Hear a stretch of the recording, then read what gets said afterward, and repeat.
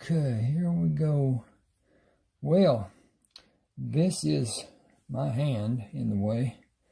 This is going to be I don't know what here. I don't have much time, evidently. This is a book called Decorated for Duty. It's about the service that Carlton Brisbane had during the Civil War. His decorations and whatever are depicted here. 6 of them. He had about 28 of them, and awards and other things that he got from the time that he was on the battlefield and during the time that he was in clinics working on soldiers that were wounded and whatever. You can find this on Smashwords, smashwords.com. Go there.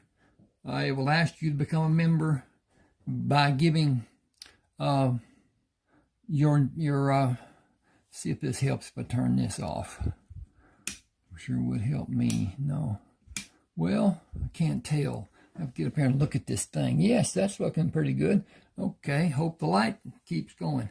Now, go to Smashwords, sign up for a membership, give your name and email number. That's all there is to it. Email address.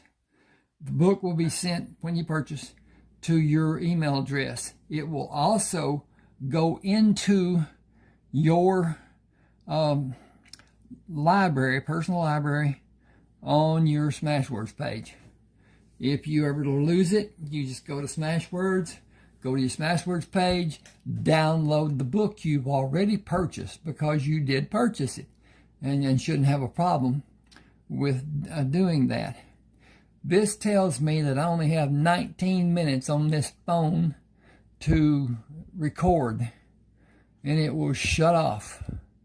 And I don't understand exactly why. Maybe it's not charged. I think it's charged. At any rate,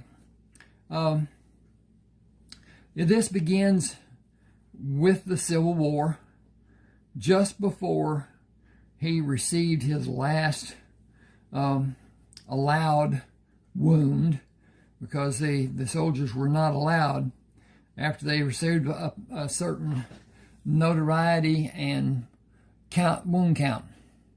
And he got there, and he was furloughed out. He was not discharged, because he was an officer at the time. He had worked his way up through the ranks and became an officer, and was a favorite of General Grant's. And though General Grant was a lot of things, he was an extremely powerful person, entity, whatever you want to call it, as far as the government of the United States. He was the deciding factor in the victory, if you will, that the Union had over the Confederacy. Basically, the Confederacy lost because of attrition. They had almost nothing at the end of the as he put it, great conflict. Grant did not surrender. He surrendered his sword, ceremoniously and whatever. An odd thing, the Battle of Bull Run started in the backyard of a man named McLean, and he moved his family to Appomattox Courthouse, and his house was commandeered for the meeting between Grant's people and Lee's people to have the surrender of the sword. So Mr. McLean was in on the beginning and in on the end. At any rate, the first battle, from his yard down in the field and whatever, the Union soldiers attacked. That was their what they had been told to do, and that's what they did. And they were beaten back and lost a lot of men, equipment, and whatever. they ran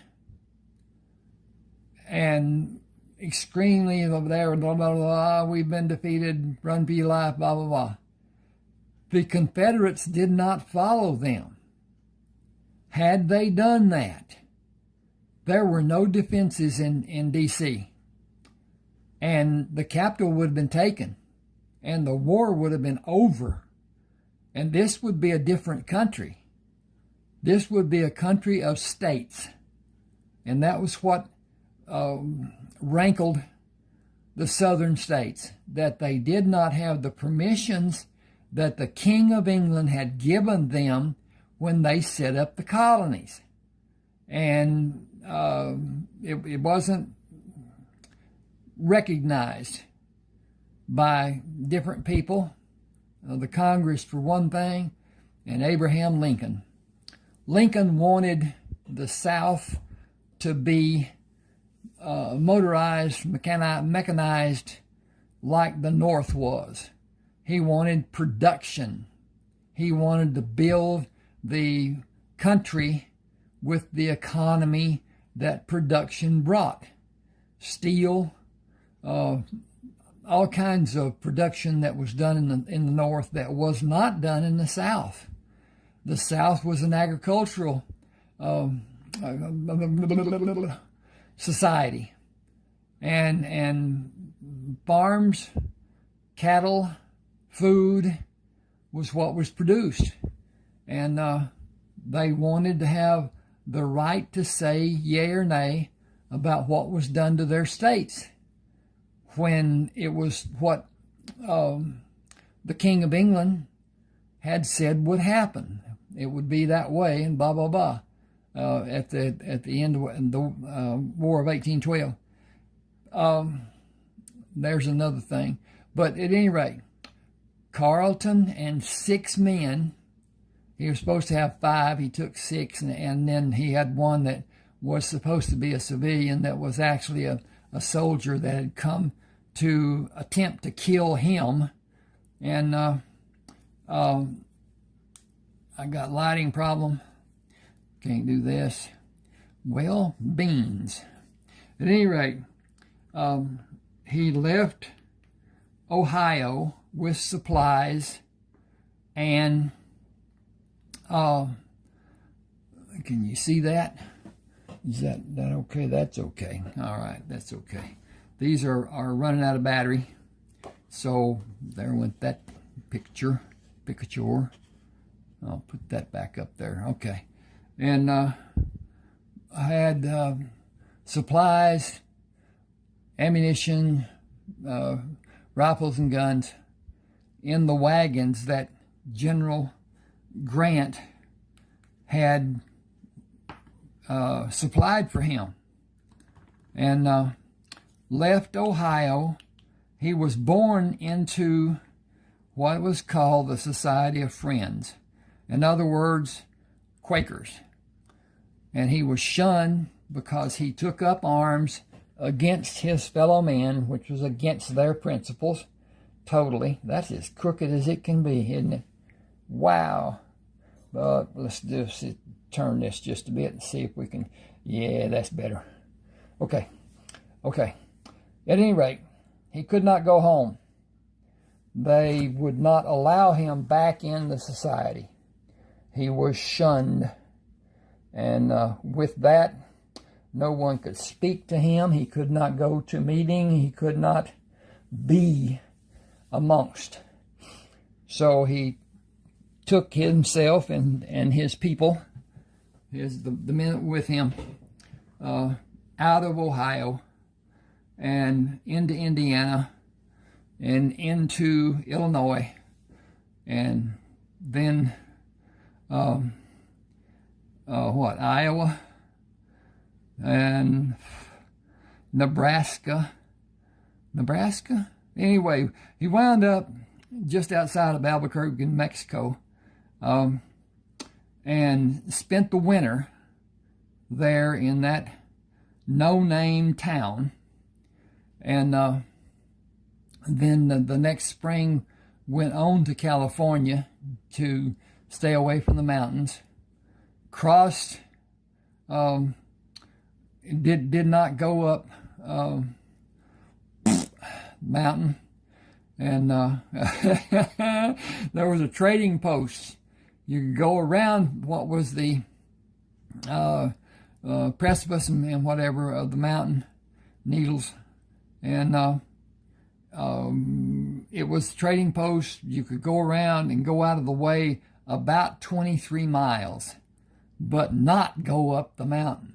And it's a steep climb. I don't believe that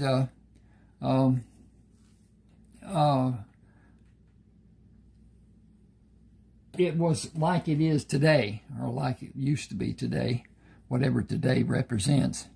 I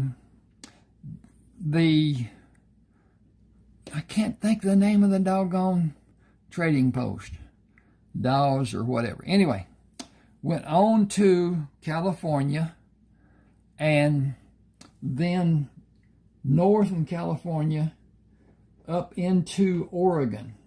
Went to Pendleton, bought supplies and stuff, crossed over the river, and Umatilla River, and went down to what was Umatilla Landing, and surveyed land, and went to the clerk there, and homestead and land grants and whatever, and built a large farm ranch, and went on to what was then Washington Territory to visit with some of his wife's people, the Nez Perce Indians, and brought horses, the Appaloosa, down to his farm, and about 54 Nez Perce Indians. And it goes on with how they fared, what they did. Each of them was rich. They had gold that was taken from Washington that was almost pure. And several of them had over 100 pounds of gold. And at that time, it was selling for the almost same price that it is now, as far as $20.67 or thereabout. And so they were rich, but they had no way to do anything with the money. Even if they had money, as Indians, they couldn't spend it. They were not welcome in America. The Native Americans were not welcome in America. And so, at any rate, he thought he lost his best friend, Rayford Coleman, during the last battle they had together. When Rayford was wounded, he thought he was killed because he had a headdress holder that the Indians used to put the great big war bonnets and hold them in place, keep them on their head and whatever. He had one of those, and a bullet ripped into it and wounded him, but did not kill in the effect that it might have done had it not been stopped by all the layers of leather. And there were layers and layers of leather. But he spent some time in the hospital. He had a contingent of men that were guarding him, ordered by General Grant. And they left after he was able and went to Texas, and found some outlaws, murderers and thieves and whatever, and settled scores there, and made a life below what is now Texarkana, Texas. Back then it was Mexico. This was before Santa Anna was defeated by Houston, and Texas had its so-called independence. It did not have independence for some time because Spain said Santa Anna did not have the authority to give up that amount of land. And Anyway, it was from the Rio Grande up. Did not include the what we call the rooster nose sticking out by New Mexico. And yeah, I don't know all the stuff that went on. There was a portion of it that is now the panhandle of Oklahoma that was a part of Texas, and it was, I don't know what happened. They decided that Oklahoma would have this line and whatever, and Texas would have this line, and they weren't together. I don't know what it is, 87 miles or something like that. Pretty barren at any rate. You can find these on Smashwords. I got a tickle in my throat. Go to Smashwords, as I said, become a member, get your books. I've got 30. And subscribe to my channel. I'm going to sneeze. I'm going to cut this off. Thank you for being with me. Please subscribe to my channel and click the like button. Maybe comment. Thank you. I won't be here at 6 in the morning like I've done every day the last 3 years. You don't need me now. And I got information about where I can find Herb Hollis.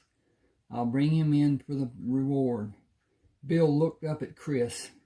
It was reported that he murdered his mother's husband. Then he killed his mother and his own brother, his only brother. Herb is said to be rotten to the core, and people say he will kill you when you try to bring him here if he can. I wish I could help him. I can't. Nobody can. It's already done. He'll hang, and he knows it. You can help me, and I'll pay for everything you help me with, starting with 2 sets of cuffs and keys to open them. Will you give me that much? Is that all? I have almost everything I need except the cups and the... Woo! I was checking the time, except the cuffs and compass. Guns, 2 long barrel 45s, 2 short barrel 45s, and rifles for long distance shooting and to hunt for food. Look at the reward for Herb. I won't make that much money working for you all year long. I won't make that much if I work for you another 3 years. You're too young to live that kind of life. Have you seen anyone better with a handgun or a rifle? I'm fast and I'm accurate. That doesn't matter when you may be facing a hard case killer.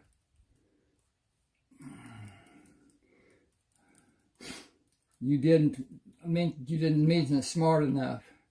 Smart enough and cunning enough. Nobody will get the upper hand on me. What will you do with the money? You shouldn't ask. I already did. I'll tell you after my 18th birthday. You can pass for 18 now, even older. Some of the men around here, not as big as you, and I let people believe you're older than you were. I lied. They assumed that I did not correct them, so I guess I didn't lie. Whatever you want after you're officially 18 can be yours, if you want something. I want to build a ranch around this town and leave places for roads to lead in from 4 directions. Do you want to be my partner? The state reward practice will end in a few months. That's only a rumor. Nothing's been announced officially, and the wanted posters will be valid until the outlaws are all captured. The men keep coming from every state in the South. Some will live honest lives. Most of them will look for the easy life. Killing will not bother the men who did it so long in the war. This town needs commerce, business, and businessmen. It has not changed much in 10 years I've been here. We can help it. You know what it needs. Chris, you're setting yourself up to be killed, and nobody will know it when it happens. You don't have anyone to help you hunt for wanted men. I don't want anyone. Depending on someone would be the worst thing I can do. Lou let me have a saddle horse and a pack horse, and Dave let me have provisions and supplies. I follow the advice of no strong drinks and bad habits. I'll carry the papers and a bag of tobacco with a string and tag hanging out of the pocket I carry it in, and naturally I need matches. Tobacco can help with stings and other medical needs. I paid for part of what I got, and I'll have enough to finish paying both of them and pay you when I come back. Will you pick a spot to file a homestead? I'll file on the other side of town for your homestead. Get Lou and Dave to do the same, and we'll partner with them or buy the land in 5 years. We can rent the land from them until we buy it. If you're agreeable and don't want to keep the land, we may have to make improvements. You should build bunkhouses. Are you planning to have cattle and farm crops? And hang on here a second. I've done hit the wrong button and I'm going back. When are you planning on leaving? Now is as good a time as any other time. Herb is staying with a woman about 25 miles from here. I'll go and spend the night on the trail. Grab him tomorrow. A light just went off. Bring him back in a day or two. I may be able to get leads on 3 or 4 men who stay in the west side of Butker. Are you ready to leave? The horses are waiting for me. Can you let me have the cuffs and keys? You better take 3 sets. You plan on taking more men. Chris filled 2 canteens at the pump, hung them on the pommel of the saddle. I'm leaving, Lou. You know how dangerous what you'll be doing can be. Don't sleep near a fire and oil your holster every morning. Talk to Bill about homesteading land. I don't need a homestead. I've got plenty to keep me busy the rest of my life right here. It's a good life for me. Okay. Oh, I'll continue as soon as I get this to move. Okay. Talk to Bill. It will help all of us years from now. You want fresh food, don't you? Meat and vegetables. Sure I do. Is that going to happen next year when we have improvements done on our homesteads? I don't have time to make those improvements. We will have them done by men who will work on the farms and ranches. My pa had 16 acres, and he was always telling the townspeople about his life on his ranch, a 16-acre ranch. See you in a few days. Remember what I showed you about loading a pack animal? It's only common sense. You have leather repair kits. Use the kit pads and protect your fingers and eat regular meals. Your body needs regular nourishment. I'll do that when I can. If you intend to live a long life, you will do what you need to do. I didn't pack vegetables, so you just will do what you can. You owe me another $10 for them. I have the list. That will either be the damnedest fool thing you've ever done or the best. There is no room for anything in between. Either one is up to you to do. Either one is up to you to do. Keep your head on straight and your eyes open wide. Watch your animals for signs. They can sense things you can't. Learn from them. You might make it back in one piece. That's my plan. See you later. Chris rode for 2 hours and stopped to drink and water the horses. Then rode for 2 more hours. He unloaded the pack horse, placed hobbles on his legs before he freed him to graze, then go to the stream to drink. Stripping the horse, he placed hobbles on its legs and removed the bridle. You have more freedom than me. Your meal is waiting for you, all green and fresh. I need to hunt for my meal after I build a fire from the dry branches I find along the creek. He used a thick branch to club 4 rabbits he found hiding in the brush, skinned and dressed them, set them on spits to roast over the fire. He hung pots to boil potato halves and canned cabbage. The sun will be down before I finish eating. The 4 logs should burn until early morning. Hot coals will start another fire for breakfast. Bacon and eggs with potatoes and cabbage. My noon meal will be rabbit, potatoes, and cabbage. I should have enough potatoes and cabbage left for dinner, but I need more rabbits. I'll take the hobbles off the horses and let them drink before I put the hobbles back on them. Everything will be done today, and tomorrow is just another day. He finished eating, cleaned the plate by rubbing soil over it, then wiped it with a handful of grass and went to the stream to finish cleaning utensils. He looked away from the fire and started toward the horse, moved out of the firelight, and hurried to watch the horses for an indication of a location of somebody watching his campsite. The horses stopped grazing to watch them, then continued pulling grass. Not upset, but you were concerned. He has not moved, and you have a great hunger. How can you have when you had so many hours until now? I cannot wait for him to come to me when I am sleeping. I'll get ready for him and wait for the fire to my back. If he will look at me, he will look into the flames. He removed the belt buckle on the gun belt and placed it in the pack, palmed the short barrel handgun, and moved to the position he chose to allow the man to approach.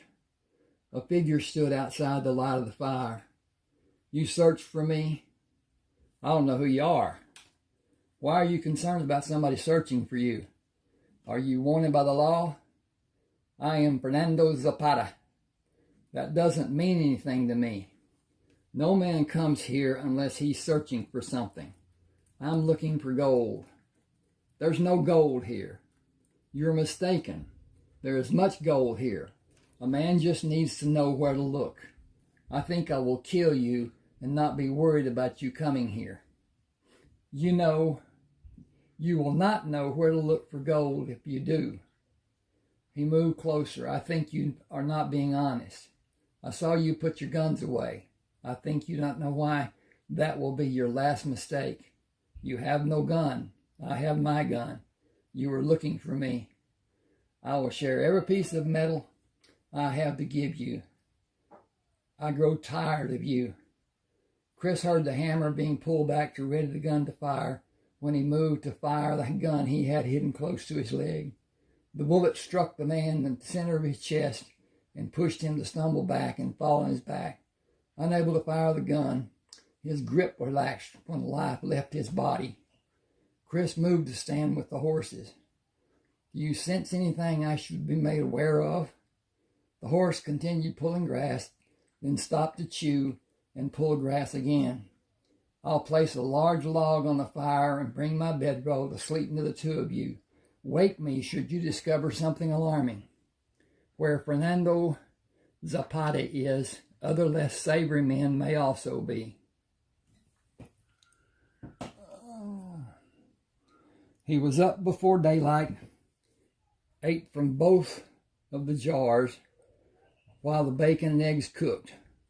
Forking them to a plate, he moved the irons away. Then he went down to the stream, washed the utensils, and went back to the fire, not even a quarter of a mile away. He nudged the horse to quicken his pace and rode at that speed for only a few minutes. I need to leave you here and try to see what the lay of the land may be. 3 men were sleeping when Chris moved with his knees and bent back. Bent back.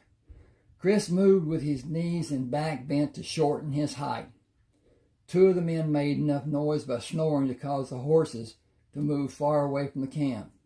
He moved to stand over the quiet man, bent and tapped him on the forehead with the long barrel of the gun. He held his finger over his mouth and motioned for the man to give him the gun he had near his head on the ground sheet. He motioned the man to take the handguns from the other men. Walk backward to me and sit on your bedroll. Tell the other man to wake and stay still. I will shoot the man who acts like he will try to do something, then the other man, and finally I will shoot you. Wake them and tell them, Fernando Zapata will not help you ever again. Juan, Tomas, do not move or all of us will die. Do not move. Do nothing. Fernando is dead. I did not know when he left, but this man called his name. I believe him. Chris held the handcuffs for the men to take. Slow, slow, slow. Put one end on the right wrist of the closest man and the left on the left wrist of the other man. Just strike the arm and the latch will pass through and come into position for you to lock it in place. Do not try to fool me by leaving the latch loose. The man you do that to will have his blood shut off from his hand when I adjust it, and if I find it to be loose, you will go where Fernando is. He waited until the cuffs were placed. Move away from them and face me. Make one unnatural move and I will kill the three of you. Do you understand? I have understood all the words you have said. Do you hunt for wanted men? I hunt for men who the state of Texas want to be captured. I have located 4 of them. You call that man Juan. His name is Juan Valdez. You call that man Tomas. His name is Tomas Mendez. You are one of the state of Texas, dead or alive. I do not know who you are. I don't need to. I see you have 5 horses. Where is the man who rides the 5th horse? He is watching the horses for to stop the horse thieves. I see him. He is sleeping with his head on the saddle, and he is not with the horses. Go toward him, Juan. Tomas, stand up and follow him. Make a noise, and all 4 of you will die. Him first. The sleeping man will die last. You will not be able to warn him. I do not want to warn him. You see what he is doing? He should have warned us about you. Get him awake and have him bring the horses to the saddle, all 5 of them. Fernando was about to shoot me thinking I was unarmed. He was wrong. Don't any of you make the same mistake Fernando made. He is dead because he forced it to happen by coming for me. What hope do you think you might have if you try to do something to escape? My only method will be to shoot to kill. I don't see how any of you are better than Fernando. Every one of you would shoot me in the back if you could. Okay. This is a fictional work that I did, Ronald Walker. It is a story about a woman who is in an abusive relationship back in the 40s. Back then, domestic violence was left alone. It was considered to be between a family, and nothing was done. As long as he didn't kill her, everything was great. And things happened. I saw it in my life. But anyway. This is how she lived her life, how she tolerated the abuse. She had help from her sister and brother-in-law, but even then, the courts would not allow anything to be done by family. They couldn't kill him, but there were times and whatever. But at any rate, I don't want to get into a lot of telling you what the story is about because of it being like it is. I'm a lot better at writing a book than I am about telling about it. But at any rate, she goes to a doctor about abuse, and he tells her that he will not see her again. He's a friend of her sister's. They went to school together, and he tells her that she's in a dangerous situation. If it escalates any farther than it already has, because she's had broken fingers, she's had a broken bone in her arm, her nose has been smashed 3 different times, and so anyway, he gives her some medication to take for the pain. Sets her nose, gets it looking like she's a full-time wrestler or something, and excuse me, she takes the bottle home, and knowing that if he finds the bottle, he'll throw it. So she takes an empty aspirin bottle and put the medication in it. And he comes in, he's been drinking, he got fired, and he'll get separation pay, and that's it. He will not get, he'll get his last paycheck and then separation pay, and then he's done. And it's a corporate level job. He's not going to get anything from the benefits of being unemployed. And he is upset, and he is drinking heavily. He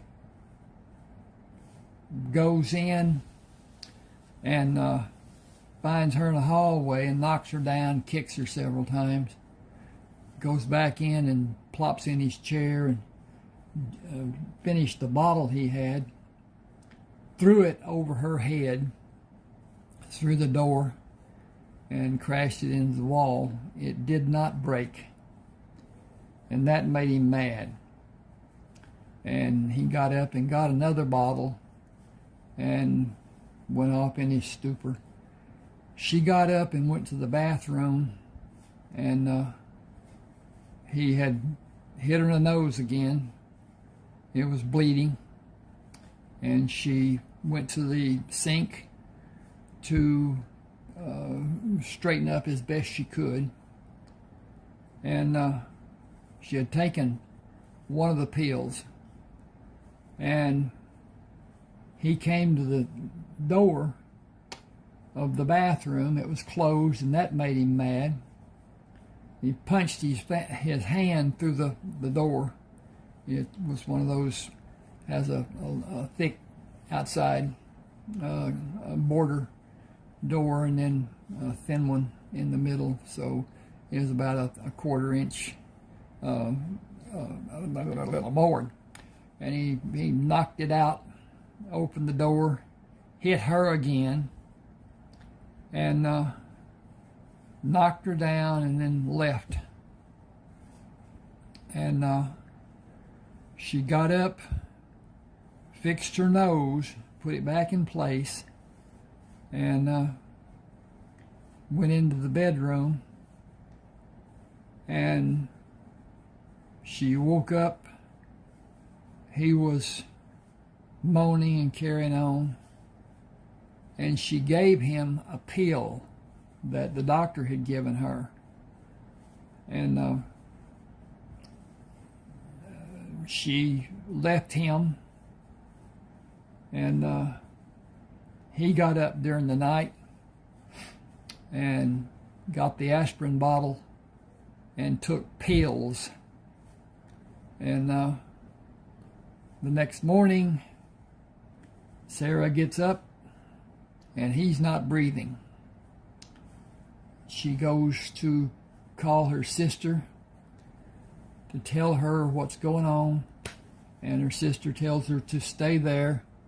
Oops, that was a good one, wasn't it? Okay, I moved. Sorry about that. Oh, me. At any rate, it's a good story. It's not, it's just entertaining, but it's adult. She had met John Barlow at the bar and dance hall that they had gone to, and then she saw him again when she went to the grocery store, which is also Barlow's, Bartleaux, and they start a relationship, and he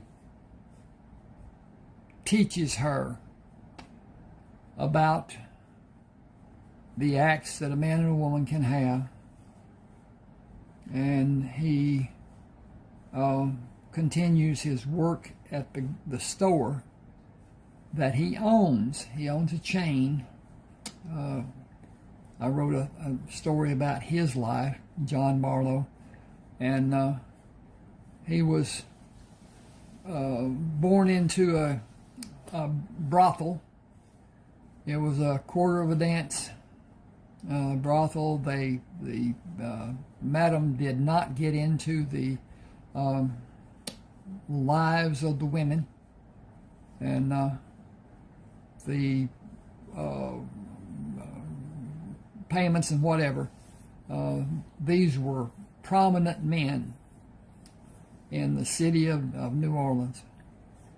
And he was born to a woman who was one of the favorites of the men. Nobody knows or knew, nobody knows even now, who the father was. And so they all more or less claimed him because each of them had been with his mother, and his birth is traumatic as can be. But with the madam, his life is privileged. He has instructors and goes and makes a deal with a purser on a ship to buy bananas, a wagon load. And then his thought was to go around the city and distribute them to persons who had, what do you call them, the little side, whatever.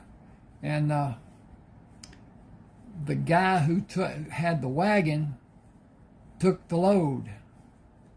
And the chief of police got into it. An attorney that was prominent there got word to the man that he was in deep trouble. Get the load, get it back, get it distributed, do the work that he had told them that he would do, and that's what happened. John was very successful with that, because with that he gained a little money. He had a little money from his life before when people gave him money. The madam put it up and saved it for him, and he got into the business of buying produce and fruit from the pursers and had a thriving business going. It got to the point that it was suggested that he open a store of his own. And he did, Barlow's. Then it got to be big. He was buying from South America, having it shipped in and blah, blah, blah. And he built stores along the Gulf Coast from New Orleans all the way to Miami. Then from Miami up to North Carolina, into North Carolina, stores along the way. Then he built from New Orleans to Brownsville, Texas, all along the coast. Then he built other stores inland from what it was. He was doing them along the coast because of the deliveries being what they were. And naturally produce and fruits have to be done fairly fast, so that's what he did. At any rate, he was, I can't say, he wasn't a love interest because of his situation, and won't get into that too much, but she goes and meets him at the grocery store. She is in terrible trouble financially, and the people that gave his check to the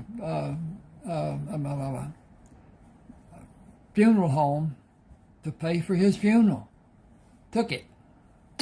So she had nothing. She couldn't even eat. No money for food or anything. She went to John, and he had told her that anything she needed that he could help her with, he would do. And she went, she was about in tears, and she said that she had been to all the banks, and even with the house that was paid for, they would not loan her money.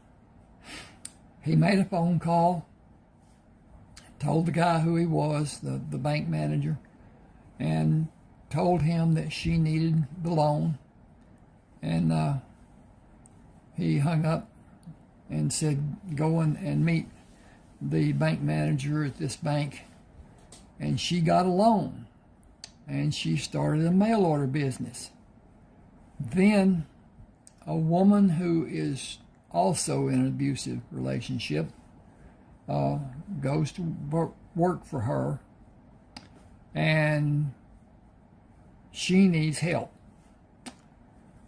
Sarah helps her, and it's a lengthy process.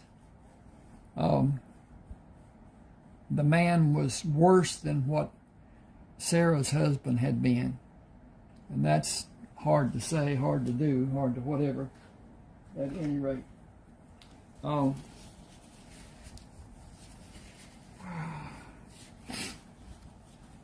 that's the crux of this story, more or less. And I've got a second part that is Lovers, Lies, and Lilies, part 2. And then a third that really isn't the same. It's another story. I'll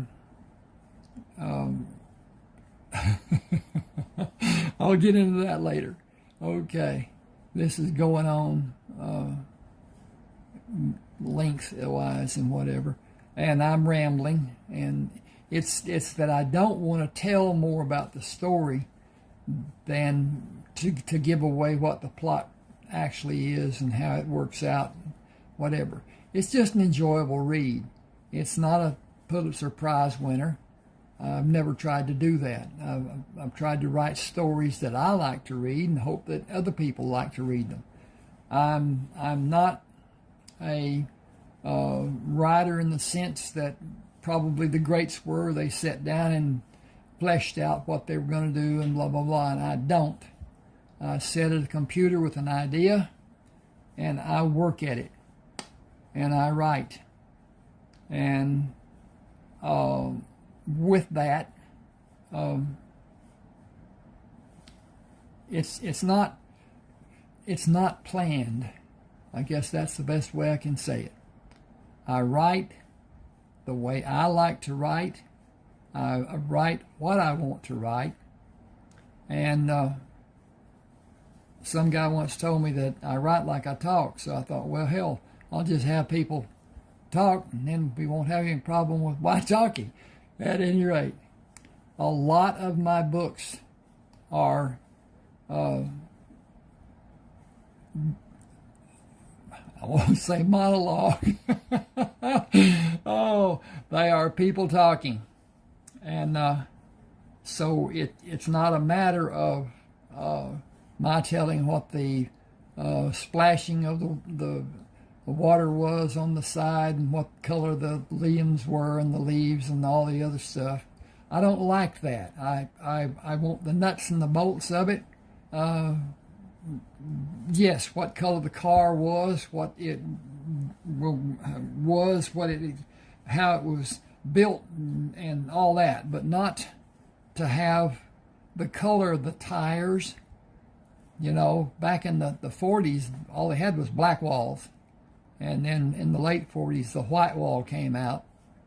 And it wasn't long before there were all kinds of different colored tires that people wanted or didn't want or whatever. The rims changed from plain old black to chrome, and then got even more involved in whatever. At any rate, thank you for being with me. Please subscribe to my channel. These books, all my books, I've got 30 now, writing the 31st one even now. They can be purchased from Smashwords. That's my favorite. I had published with Smashwords years ago, and Smashwords recently sold to Draft Digital, D2D, and Smashwords is now just a storefront. You can go on there, look me up, Ronald Walker, Lovers, Lies, and Lilies, or one of the other Westerns, or mystery, or whatever, and let me know what you like, what you want to read. I may not have a lot of time left, but I get a couple of books done for a kick over. At any rate, thank you for being with me. Ronald Walker, Lovers, Lies, and Lilies, Smashwords, and comment, hit the like button. Please subscribe. My channel is growing.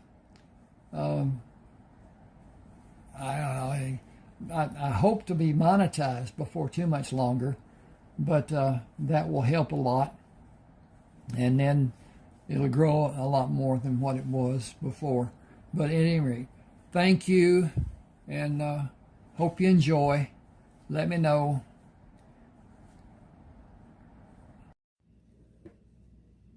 Okay, this is going to be kind of a collage.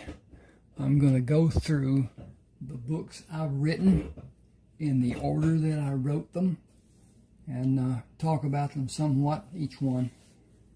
Not to really dive into it, but as it is. This is Mutual Transitions. It's the first attempt I made at writing a book. Took a long time, a lot of effort. I learned a lot, and that's the process of being an author.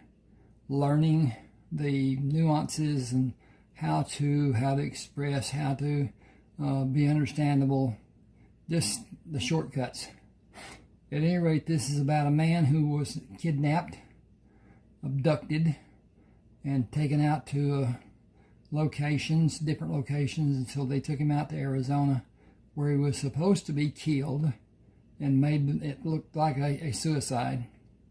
And the two idiots that had him got into a fight about how they would do it, and he got away from them and slipped and fell into a ravine, a hole that was partially covered by a canopy that did not allow birds to get to him. And then he was found by a prospector, and was helped by a doctor, on that reservation they were on. And it goes back into how he reclaimed his life. First book, first try. Then I talked to a man in Washington, I was in Montana at the time, about publishing my book, which I did not know was not a feasible act at the time. And he asked if it had sex in it, and I said no. And he said, the first time author in America today does not get published without sex. So I wrote Lovers, Lies, and Lilies, and it is adult entertainment. It is. I hate it when he picked her up, carried her up the steps, took his left foot and closed the door. What'd they do? What? So anyway, I wrote Lovers, Lies, and Lilies Part 1. Then the story continued, and it was too big for one book to go on a reader. So I made it Part 2. That is actually part of her life, Sarah. I didn't get into that part. She was in an abusive situation with her drunken husband, and he was fired, and he really went off, and so stuff got heated.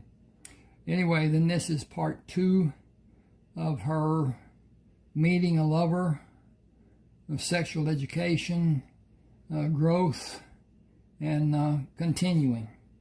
Then as an afterthought came Emily's story. This is an older woman with children, and she has an abusive husband who is also physically and sexually abusive to his children. And Sarah helps her with her situation, and she finds love with a co-worker at a grocery store that Sarah actually owns. That is Emily's story. Then came John Barlow. He's a character in the second book, part 2. He was born in a brothel, a quarter dance, pardon the expression, whorehouse. The prostitution was up to the ladies.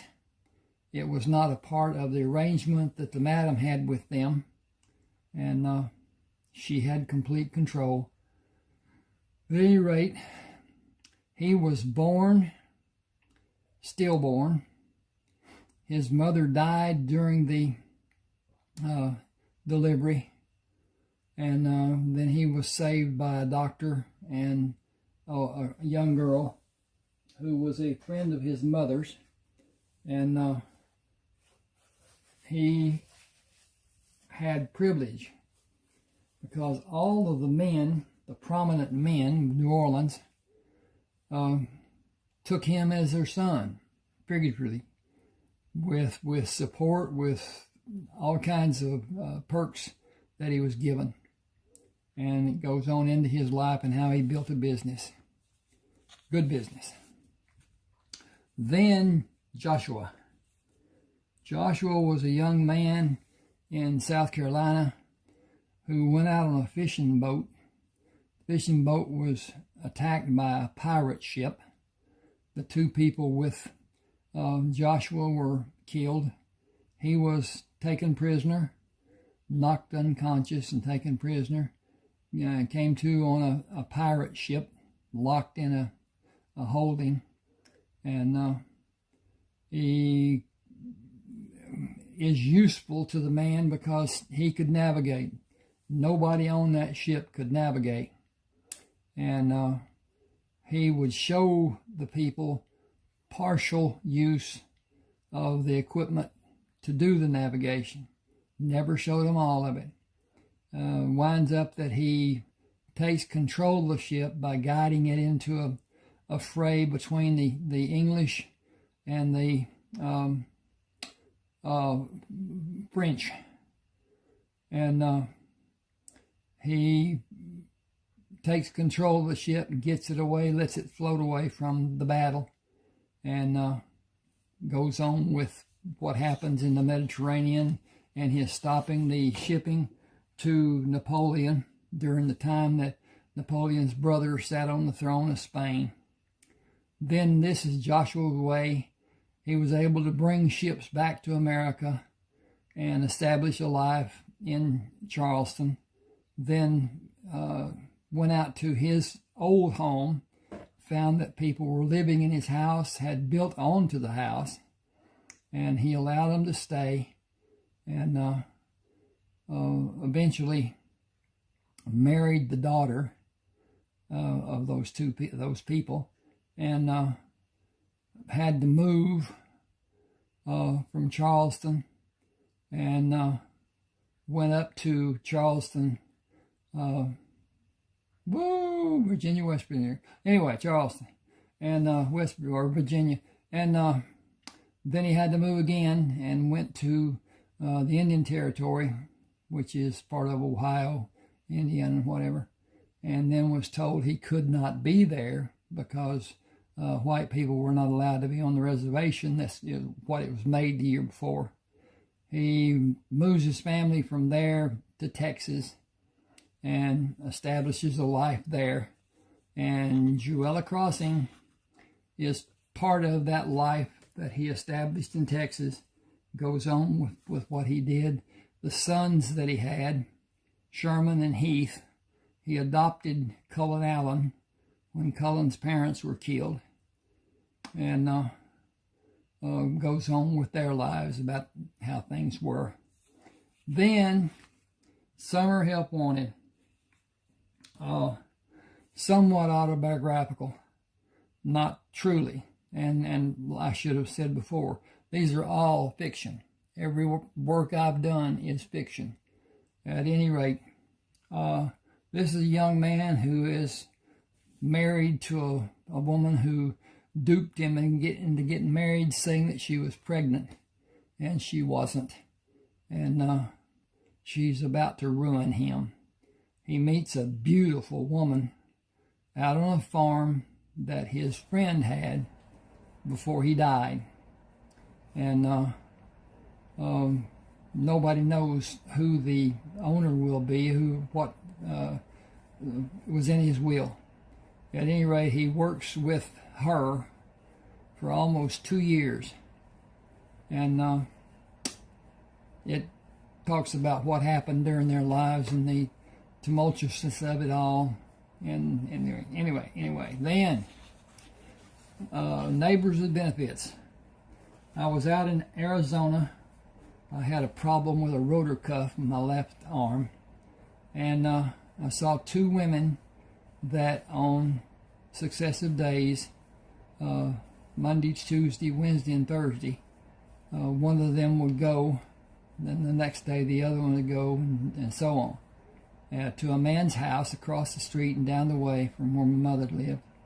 And I didn't think they were playing tiddlywinks, so I wrote Neighbors with Benefits, and it was a good tale.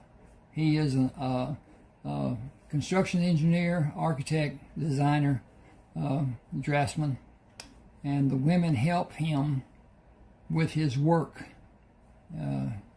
And one of the women is a stockholder in the company he is paid from. And so things get sticky with that's being done. At any rate, then Sexy Assassin is a follow-up to that situation with just her and him together. And she is an enforcer for the family. And her method of operation is a syringe filled with snake venom and deposited in an orifice in a man's body that no man would want to have happen to him. And then they attempt to get away from the family and hide. And it talks about how it is done, whatever. Then, Kinsman Tribe, Part 1. Another long book. This is 2 men, Cullen Allen and Kiowa Bennett, who meet and form a group to be better safe from where they had been before. They are all wanted men, all have posters on them as wanted dead or alive. And back then, people could do that.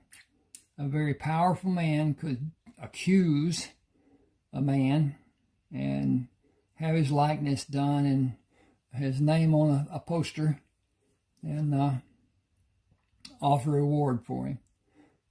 They form and they do cattle herding.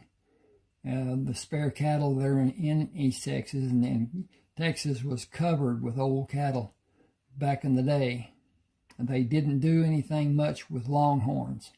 Young longhorns, yes, but not old, long longhorns.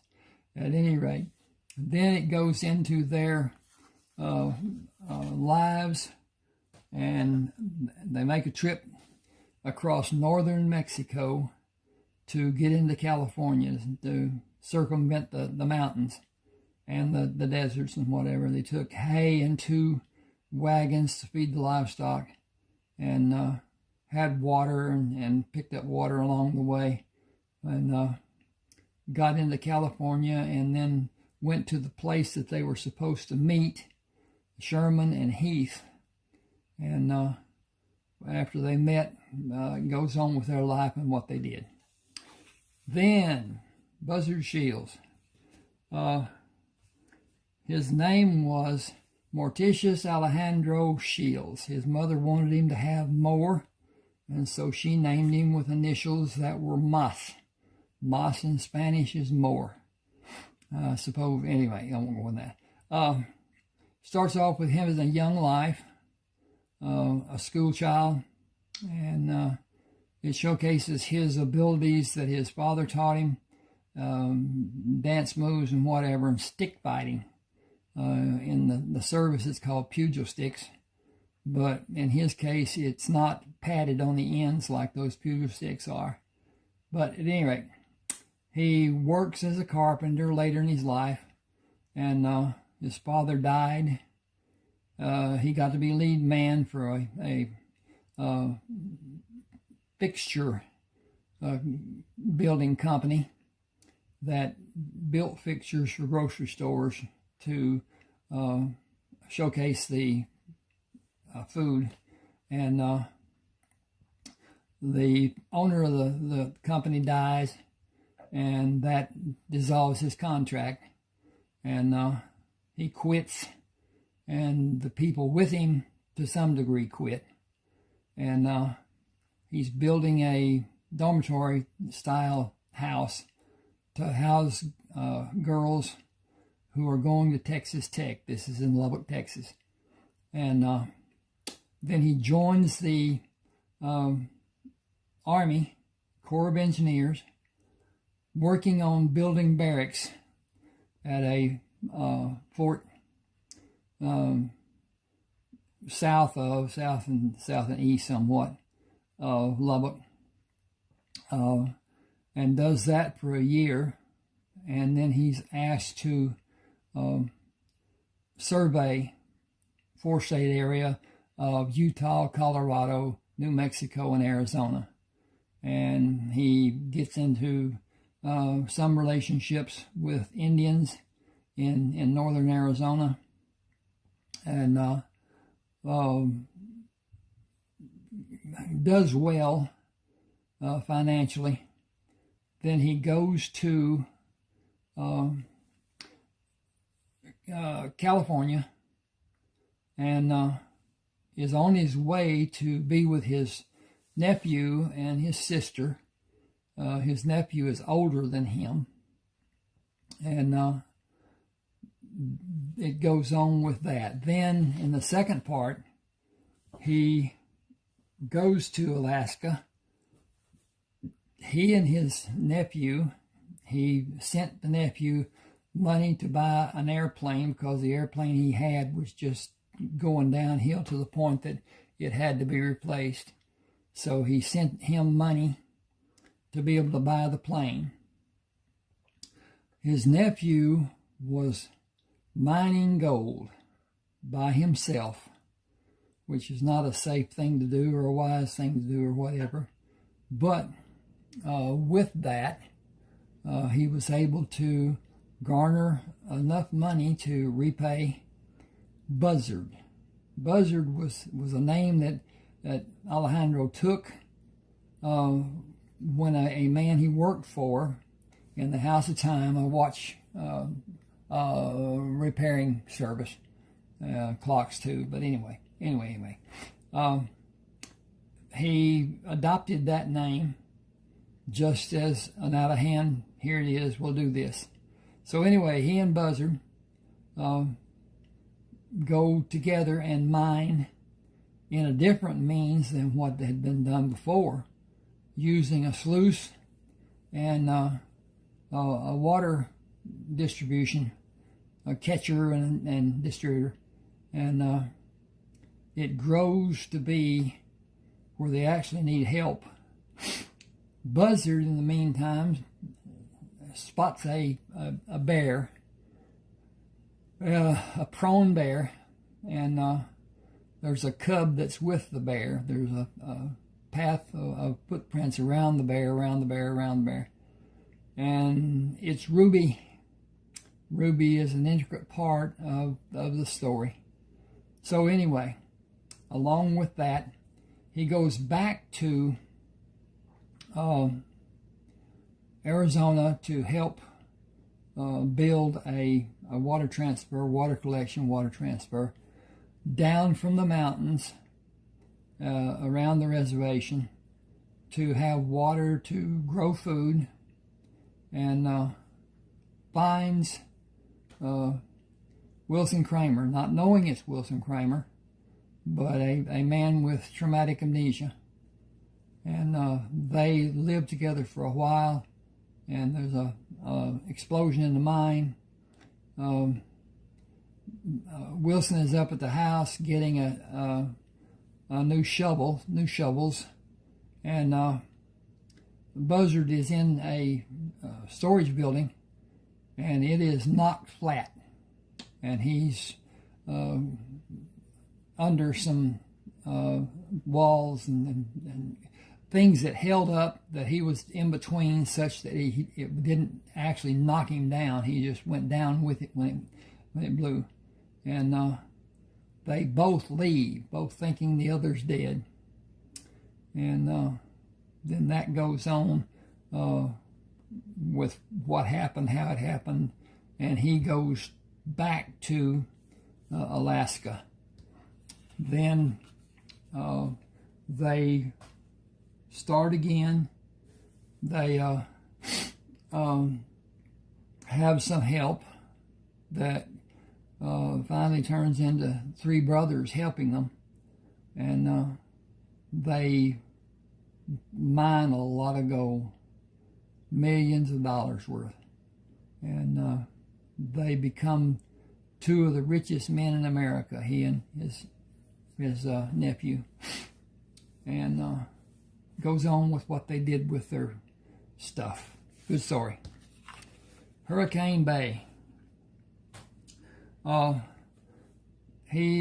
Iverson is driving from a poker game, finds a woman out in the middle of the road after he had not seen a single car all the way from town. He lives on Hurricane Bay and has a draftsman company, and she helps to some degree. She's the richest person in Orange County, but he doesn't know who she is. He's anyway, it goes on. About his dog Butch and the people that come to help him with the business.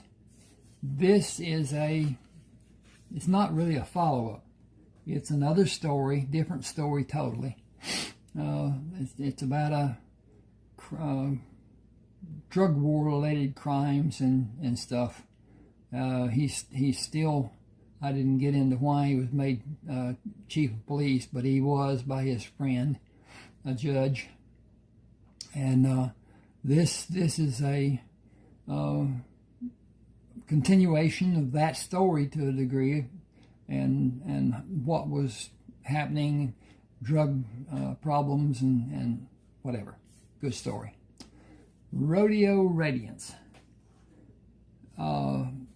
He is qualified, he has money, he has equipment, truck trailers, and horses, extremely good horses.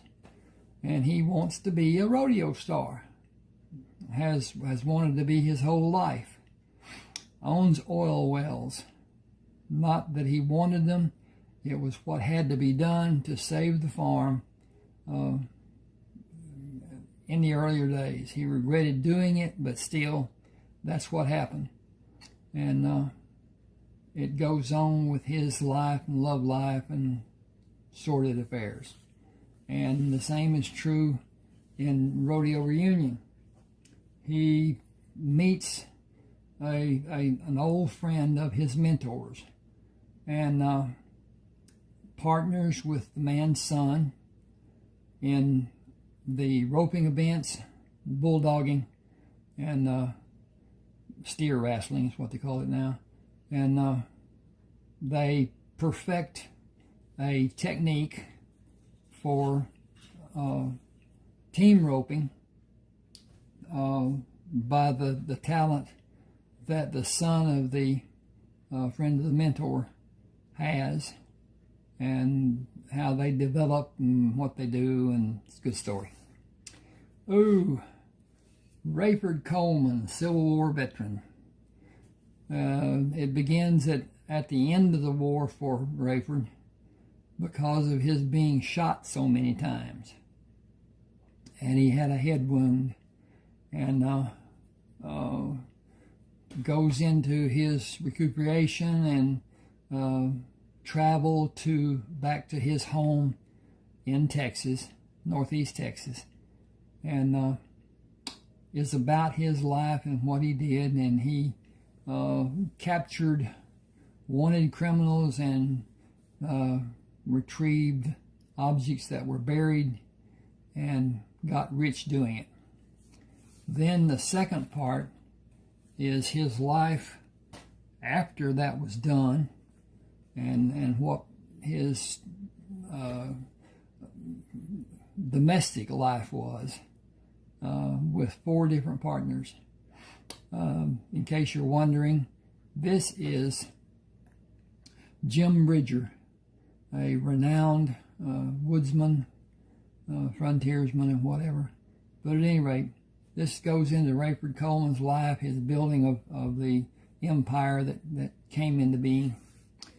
This is Decorated for Duty, which is about Carlton Brisbane, who is a compadre, friend, whatever, of Rayford Coleman. Rayford taught him how to fight without being a target, and it was looked on as a very ungentlemanly, unchivalrously action, and it was a degree of chastisement every time they did it. He was taken out of the ranks and put into clinics, and the doctors didn't like what they did, and so he was put back in the ranks. That went on for a long time until he also received too many wounds. He leaves Ohio and goes down across and actually gets into New Mexico, and just east of Albuquerque, spends the winter waiting for the opportunity to go to California, and continues north in California up to Oregon and Umatilla Landing. It's now Umatilla, only one word. Anyway, it chronicles his life and his domestic life, and how he lived and what he did. Good story. All of my good stories. Never too late. This is a grandson of Carlton Brisbane, Daniel Brisbane. He is a colonel, Special Forces, did not take general officer rank because he would have not been able to do the duties he'd been performing. He is a leader of a specialized group that guards the president. Wherever there is a large degree of elbow rubbing, he and his group monitor that situation. He even stands in the receiving line from time to time. And he is sent to take 3 downed airmen, and his orders don't specify exactly, but it's more or less that he should take them out rather than let them be captured. And he finds out from talking to them what the problem was and how it was caused, and gets into some stuff. Then it goes on with his helping the president and what he does and so forth. It's a good story. Then Sherman. Sherman is the oldest son of Joshua Kramer. He in this takes a ship, position of first officer, and has a captain who is inexperienced and somewhat headstrong and very prideful. And they go down across, I'm about to sneeze, hope not, but anyway, maybe a blow. He takes the ship across the Gulf of Mexico from Texas on to Alabama and across to Tampa Bay and down to Cuba, and loads the ship with coffee, then goes to Miami and takes part of the coffee load off and picks up more cargo to go distribute up the coast of Florida and up to Charleston, South Carolina. There he replenishes the load with chemicals and takes the chemicals and distributes them down the same passage he had done on the eastern side of Florida, down to Cuba. Picks up another load of coffee all over that ship. They had it severely loaded, and sails to the northern edge of the Yucatan Peninsula, offloads part of the coffee, goes around the peninsula and unloads the rest of the coffee and picks up chemicals, and goes down to South America, and a man asks that he, Jack, and Heath come and visit him for one day, one night. And his mission is to get a manager, hoping to start with to have Sherman. Then with the size that the size that Heath has, he severely wants him. But they both dissent and tell them they have an educated man on the ship that could probably do the job and would want to do the job. They go back to the ship. He does what they suggest he does, and they are then dispatched with the chemicals that the man has the company, and up and down, up and down, up and down the eastern coast of South America. They don't go past Mount Video and Buenos Aires and then go back north. And they do that for several weeks until the crew is just sick of it. And they go back, they pick up the man, and they haul tail for what will eventually be Hawaii. 2 days out of Hawaii, 2 days coming out of Hawaii, they run into a hurricane. It is terrible. And then after the hurricane is finished, they are pirated.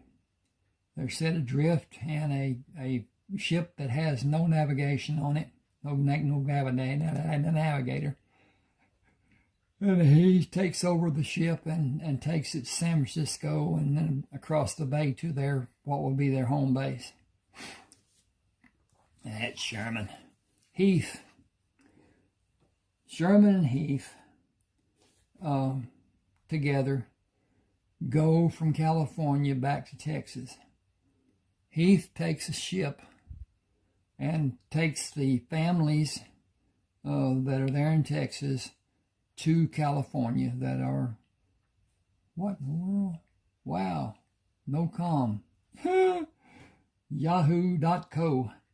At any rate, he takes different families of the members of the kinsman tribe and takes them around the horn, around through, and goes up to San Francisco and docks across the bay, and then it goes on from there. Okay, south of the river, a young Native American sees that a sheriff needs help, and with the outlaw bands that are operating in the area, he does his best to dissuade them from coming into town, as a young might do, and then becomes deputy for the sheriff and saves his life several times. But the sheriff was he believed that everything could be handled without violence and whatever, which is not. Anyway. He gives his message that he will not be in at 6 o'clock the following morning, as he had done so many times before, and was going to be a bounty hunter. He had a poster for a man for $900, and a murderer, and he goes to find him, and instead finds others, and takes them back to have the rewards, and goes back again after the man, and winds up they partner in being bounty hunters together, and talks about their life and what they did there. Then, Best of Luck. This is a story about a man who was raised on a farm near Rayford Coleman's. Rayford. Yes, his home. Rayford was given, I shouldn't say given, yes, was given. But anyway. He goes off to be a doctor, and Sam, what's Sam's last name? Yeah, okay. Anyway, Sam becomes a doctor. He is enlisted almost by threat into the Union Army, and is with Grant the day that Lee surrendered his sword. And Sam and volunteers from the other side and his men patch up the wounds of the Confederate soldiers that are across the way, and save over 300 lives. He then waits for the railroad to be repaired so that he can leave and go to Shreveport, Louisiana, and on into Texas. And when he gets home, he finds that his place is fenced. It has crops. It has livestock, animals. And he learns that Rayford is the one who built the farm. And he has wounds that were not taken care of. And so he has Rayford take care of them, and then it goes on about his life after that. So much for Best of Luck and what was done. Thank you for being with me. Please subscribe to my channel. Hit the like button. Tell everybody how great I've done, and and see you on the other side. Thank you.